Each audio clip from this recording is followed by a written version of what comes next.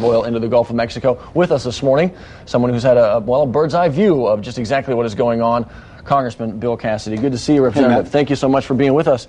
You're actually going back to D.C. a little later on today. I will. But before that, obviously you're with us this morning, and just yesterday, up in the air with the Coast Guard, taking a look at what did you see when you were up there? Lots of oil. I bet you did. Lots of oil, and it is clearly coming towards our coastline. They showed us where it has been reported already, which is on Breton Island. And Breton Island is at the very tip of the Mississippi Delta, but it's also about 50 miles from where the oil spill itself is. Right. And so the oil has already come that far in. So what are they saying right now? Is it, we've heard, Grand Isle is now a bullseye. We've heard as far east as Florida.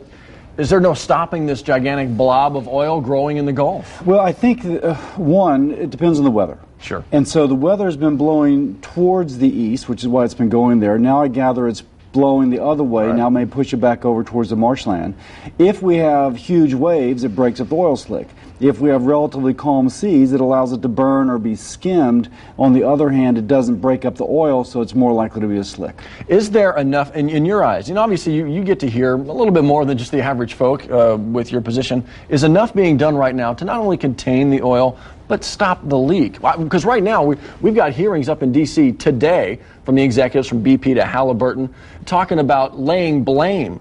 We're talking about laying blame, and the leak is still going on. So is there enough focus on containing this and getting rid of the leak? Well, of course, we only know what we're being told. Sure. There's a 3 o'clock Eastern Time conference call that I've been on every day except yesterday when I was in the helicopter since the leak occurred. My staff is on, etc.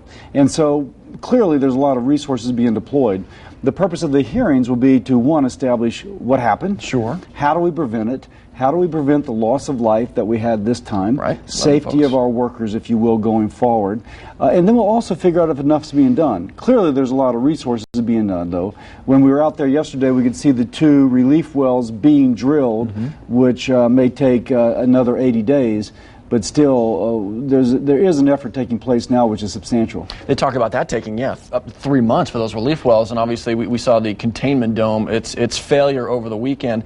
Is enough attention being paid to this on a national level? We're seeing this every single day. It's in our backyard. Of course, we're going to pay attention to it, but on the national radar, where is it?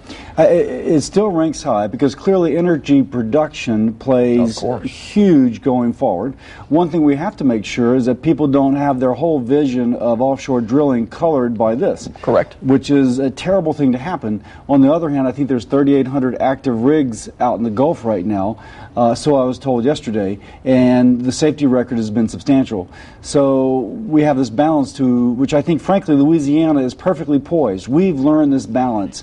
We can teach the rest of the nation about it. This is something that we're having to deal with right now, obviously hurricane season. I can't believe we're talking about this just 3 weeks from now. And so there's a bit of a scare that if we were to have one early, we've heard sound bites from officials, parish presidents already saying, yeah, you could have this oil dumped up on top of New Orleans. Matt, Scripture tells us, "Let the day's own troubles be sufficient for the day." Yeah, exactly. Why worry about what's to come? Figure out what to do now. If we can address what's happening today, to one, bring comfort to the people who've lost loved ones, to 2, figure out what the leak was caused by, and 3, stop the leak, and then 4, keep it from happening again, I think that's enough on our plate. That is certainly enough on our plate. Hopefully we can take those steps and knock them all out of the park as we come to them. But my gosh, the task at hand is incredible, is it not? Yes, it is. But on the other hand, never bet against the American people or the people of Louisiana. I truly think we'll get solutions. I truly think that we will mitigate this environmental disaster. Not understating it, but just I have faith in our people. And that said, I'm cautiously optimistic. As terrible as it is, I do think we have resources that we can bring to bear. I think you hit it on the head. Never doubt the folks down here. We've proven time and time again we know how to deal. We know how to handle. Thank you so much, Congressman. Thank you, Matt. Safe trip back north, and best of luck. Thank you very much. It is 6:45.